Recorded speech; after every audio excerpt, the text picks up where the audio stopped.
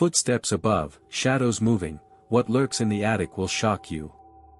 These aren't just stories, they're real, and they happen to real people. I never thought attics could hide such terrifying secrets. Each story I'm about to share shook me to my core, real people, real fear. You'll hear footsteps above, feel the cold drafts, and wonder if someone's watching. Stick around, these aren't just stories, they'll haunt you long after. If you love real haunted stories and want more spine-chilling adventures, make sure to hit that subscribe button and join the journey. 1 Rock Hill Frogging Case, 2012, Viral Potential. The first time they heard the noise, it was just after 2 a.m. I remember it clearly because I was still awake, scrolling on my phone, when a slow dragging sound came from above the ceiling. Not a quick thud. Not the kind of scratching you'd expect from a squirrel. It sounded careful. Like someone shifting their weight.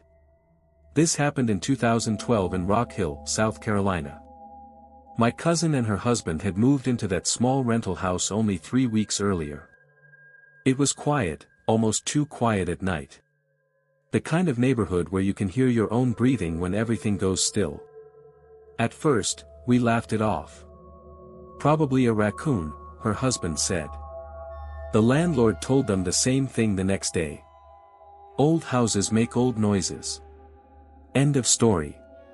But it wasn't the end. A few days later, my cousin told me something that made my stomach tighten. Food was going missing. Not a lot. Just small things. A few slices of bread. Half a leftover chicken breast. A soda can that she was sure she hadn't opened. She blamed her husband. He blamed her. Then one morning, she found the attic hatch slightly open. It was subtle. Just an inch lower than usual. She thought maybe her husband had checked it. He swore he hadn't. That night, the noises came back. This time heavier. A slow, steady pacing directly above their bedroom. I was staying over that weekend, sleeping on the couch. I heard it too. 3 clear steps. Pause. Then 2 more. We all froze. The next morning, her husband grabbed a ladder and said he was done guessing. I stood at the bottom, holding it steady while he pushed the attic door up. A rush of cold, dusty air came down first. Then he climbed up. There was a long silence. Too long. When he finally spoke, his voice didn't sound like his own. He just said, "There's someone up here." Police later confirmed a man had been secretly living in their attic. He had set up a small hidden area between the insulation and the beams. There were empty food wrappers. A blanket. Even bottles of water. He had been coming down at night while they were asleep. The part that still makes my skin crawl isn't just that he was there. It's that he had been close enough to hear their conversations. Close enough to watch them through small gaps near the vent openings. I still think about that house sometimes. About how normal everything felt during the day. Sunlight through the windows. Coffee brewing in the kitchen.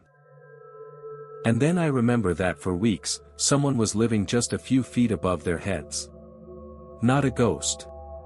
Not a shadow. A real person. 2 Milwaukee Attic Intruder, 2019. I had just moved into my small apartment in Milwaukee in early 2019. It wasn't much, 2 bedrooms, a tiny kitchen, and an attic I had barely thought about. I was exhausted after unpacking boxes all day, so I went straight to bed that night. The apartment was quiet. Too quiet, I thought. Around 1:30 a.m., I woke up to the faintest rustling above me. At first, I told myself it was just the old wooden beams settling. That's what I kept repeating in my head so I could go back to sleep. But then, I heard it again, a soft scraping, like someone dragging something heavy. My heart started racing. I got out of bed slowly, gripping my phone as a flashlight. The noise had stopped, but I could still feel it in the air, like the walls themselves were holding a secret. I tiptoed to the attic hatch. It was closed, just like I had left it, but for some reason, I felt an urgent chill. My skin prickled. Over the next few nights, things started disappearing. My food.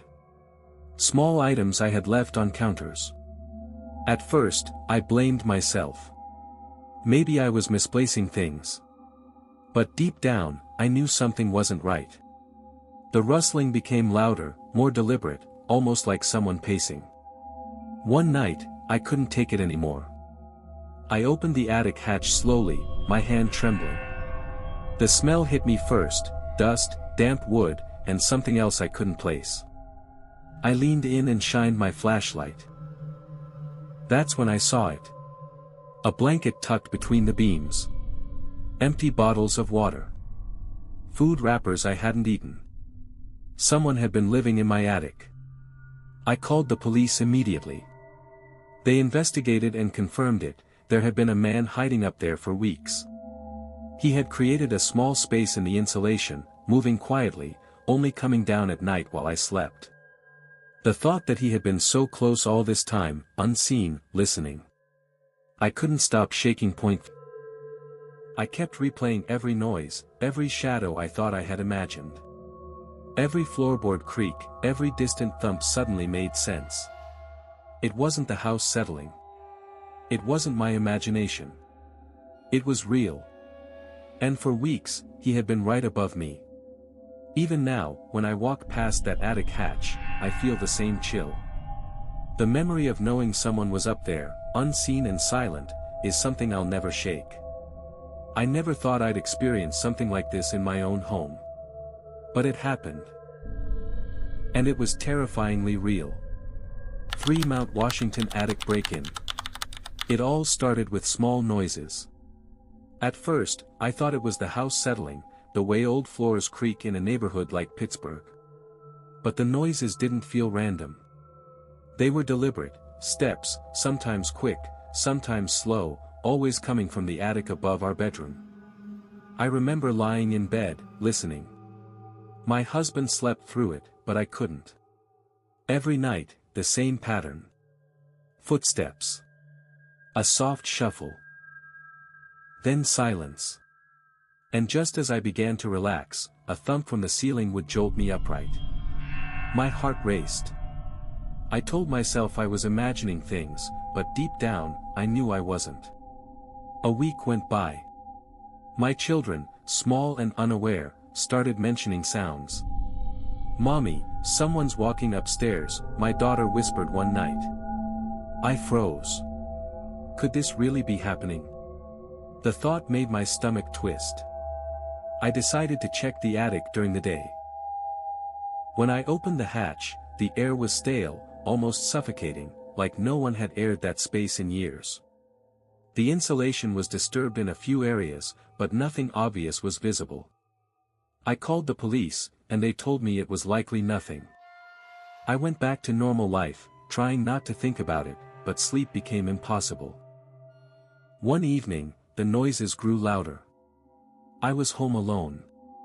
It started as a shuffle, then a clear, heavy step. Something about the rhythm told me it wasn't an animal. I grabbed my phone and called the police. They came within minutes, asking me to stay put. They inspected the attic thoroughly and discovered what I had feared. A man had been secretly living up there, hiding among the insulation and beams, coming down occasionally when no one was awake. I couldn't believe it. Weeks of hearing him, feeling his presence, and never knowing how close he was.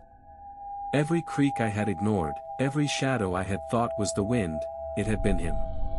The most terrifying realization was knowing he had been observing us, unseen, always just out of reach. Even now, I can feel it when I enter that house. The memory of someone hiding just above us, listening, moving silently, it's something I will never forget. You feel trapped in your own home, violated in a way that words can hardly describe. I learned that day how fragile our sense of safety really is. The attic is just an attic now. But every time I hear a distant thump, my stomach twists, and my mind goes back to those nights, to the feeling that someone was always watching, always close, always silent. For Florida attic murder hideout. I had just moved into my new apartment in Mount Washington, Los Angeles, and it felt perfect. Quiet neighborhood, old Spanish-style building, and a little attic I thought I'd never use. Little did I know, that attic would become the most terrifying part of my life. It started with small things, things I couldn't explain. A jacket missing from the closet. Shoes out of place. I blamed myself at first. Maybe I was forgetful, tired from the move. But then came the noises.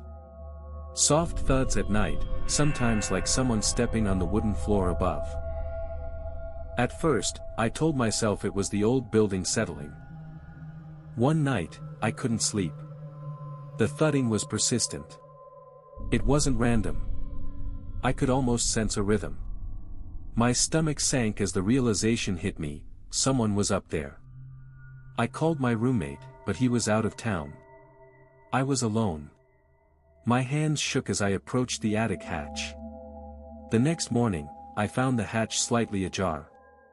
Not how I had left it. The old wood looked disturbed. I tried convincing myself it was the wind. But deep inside, I knew it wasn't. I could feel it.